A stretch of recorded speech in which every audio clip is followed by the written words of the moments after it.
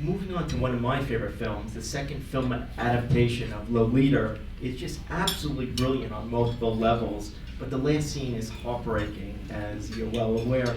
What would you talk briefly about filming the movie and the process with Jeremy Irons and the others, since it's just an incredible film? The movie was extremely difficult to make because I was doing The Father in New York at the Roundabout, and I had to leave the theater at 10 o'clock at night, and they'd have a little plane waiting for me in a little airport, and I'd jump on it and I'd fly to these cities all over the country and shoot Lolita to play a character who was really another really amoral, difficult man. And Adrian Lyne is a very, very, very specific director who he was a commercial director to begin with, and he likes the visual of things, and he likes to do a lot of takes, as indeed Ron Howard did in Frost Nixon.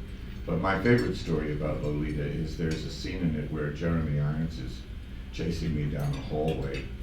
I am stark naked. I think it's the first time I was ever totally naked in a movie, which once I did it once, I couldn't stop doing it. Really kind of wonderful, actually. Very brilliant. But I had to run down a long hallway, and Jeremy was chasing me with a gun, and he shoots me in the back, and I have to stop about this far from the camera, take a moment, and blood comes pouring out of my mouth, and I say a line like, sort of odd, ironic, I don't think we should carry on with this, and fall to the ground. Well, I did that run and that blood spit, I think maybe 37 or 38 times. Yes. My penis got very cold. There's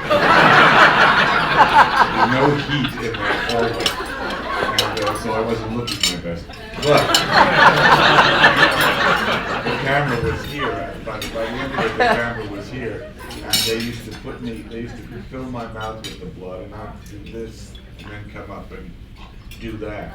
And after the 37th or 38th time, I said to Adrian, I think I'm saying the line fine, but I don't understand why you're doing this many takes. He said, well, I haven't gotten the right spray yet. I want the blood to go. I want it to look a particular way. And I understood it completely. I knew that I was just his vessel, and I would have done it for him 100 times. I knew that he, in his mind, felt that the blood had to look a particular way. And then later on, there's a scene at the piano, and the same thing happens. I get shot again, and he wanted the blood to spray across the piano keys a certain way. So I remember very long, very cold nights without my clothes on, covered in blood, and then I remember having to go into my trailer and having to stand in a hot shower while a guy stood there and peeled the silk robe off my body because it had stuck to my body from the blood. Those are the things you remember on film, and who you slept with. You don't remember doing the work at all.